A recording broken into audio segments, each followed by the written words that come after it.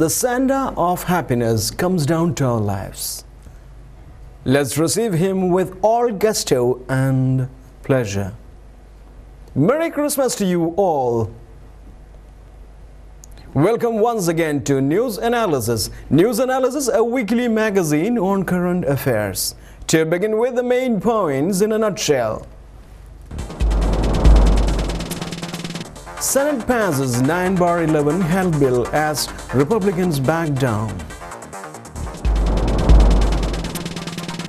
After Russian death, inquiry doors open and shut. North Korea ready for sacred war with the South.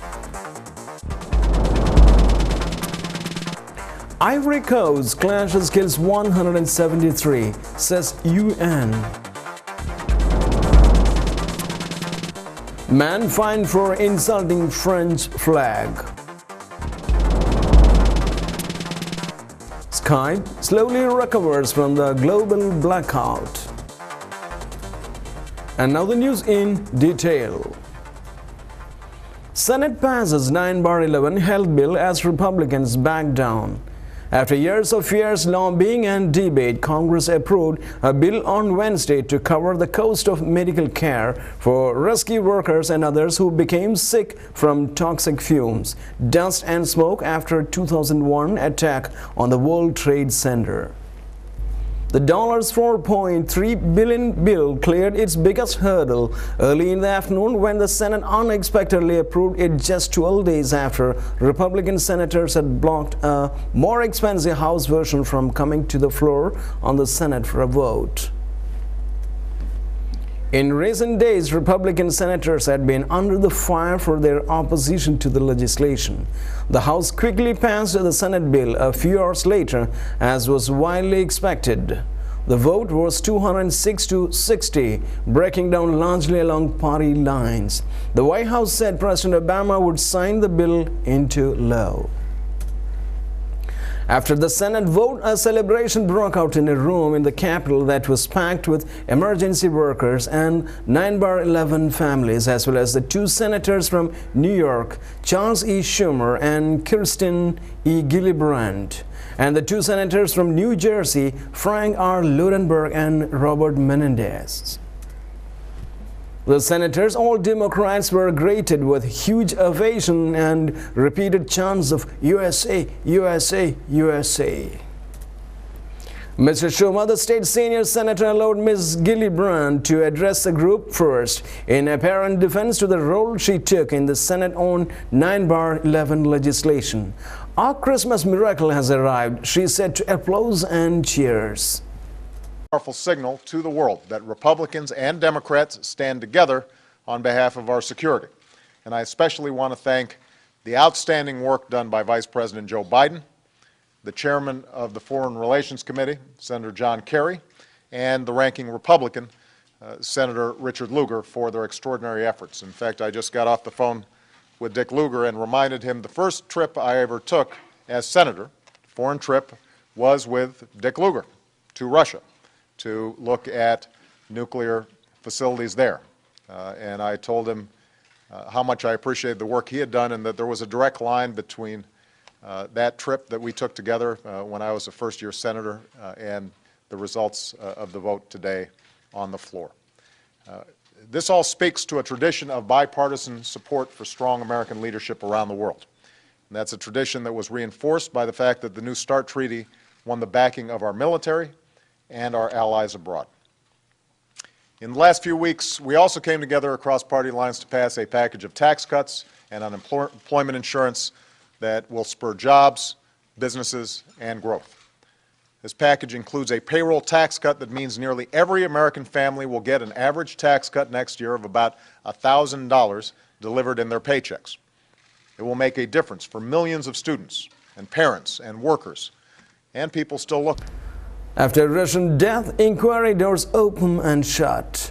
It was more than a year ago when 6 members of an obscure oversight panel filed into Butyrskaya prison to look into the death of a prisoner. They were hardly an intimidating bunch, retired women in hats, mostly scribbling their observations in notebooks, regarded by the prison staff as a minor irritant like fleas. Investigating the death meant confronting Russia's security structures.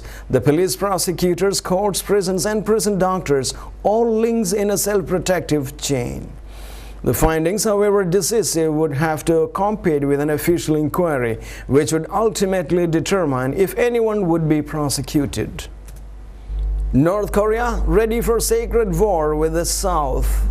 North Korea is ready for a sacred war of justice using a nuclear deterrent, its armed forces minister has said. Kim Young-chun accused South Korea of making preparations for war by holding live fire exercises near the border. The drills are one of the largest in South Korea's history, involving tanks, helicopters, and fighter planes. North Korea shelled a southern island last month, killing 4 people. The first time northern shells had killed civilians since 1950-53 war. South Korean President Lee Myung-bak has promised immediate retaliation to any further northern attack. People on the Korean peninsula are used to fiery rhetoric from Pyongyang, but as the tension escalates, the danger is that one side will feel forced to action on its threats. The South Korean army acknowledged that the drill was aimed to display their firepower. Although the South has conducted 47 military drills this year, this is the largest winter live fire exercise ever conducted on land. The North earlier branded Seoul's exercises as warmongering, but until now had not threatened the South with any retaliation.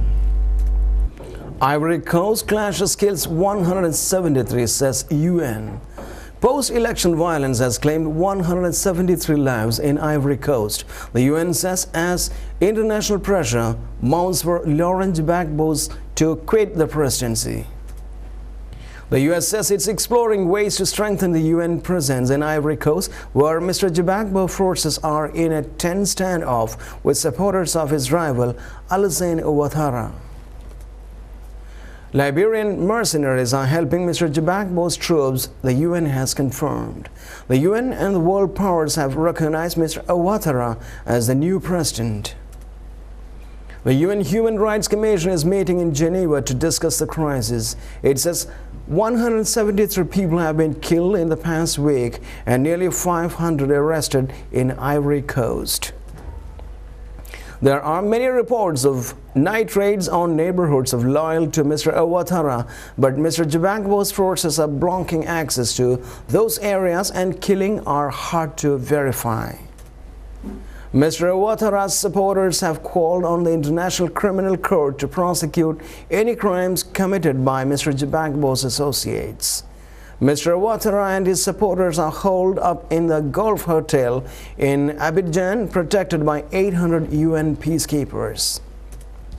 Man fined for insulting French flag. A court in the south of France has fined Algerian man 750 euros, means $984, for insulting the national flag, the first penalty under the new decree. Abdurrahman Saidi, 26, was at a local government office on Tuesday when he grabbed a flag and snapped the pole in two during a row with a clerk. A July decree made insulting the tricolor an offense punishable by a fine of up to 1,500 euros. The rule was triggered by a photo of a man wiping his bottom with the flag. Saidi was sentenced by a court in Nice. It also gave him a 4-month suspended prison sentence and ordered him to attend citizenship classes. Frustrated by a bureaucratic delay, he not only attacked the flag but also threw the broken pole at the clerk's window, AFP news agency reports. 2 police officers then restrained him, but he tried to punch them. The Alps Maritime Regional Authority police and the clerk all lodged complaints about his behavior. The offending picture, which triggered the decree, won a prize in a photo contest in Nice in March. Before the July decree, it was only an offense to insult the French flag during a public event.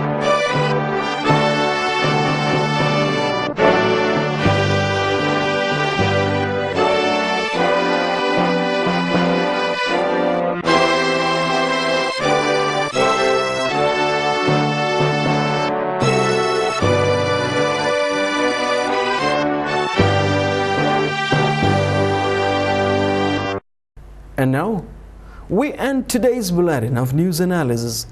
Let's be with us together throughout all the Christmases. Thank you.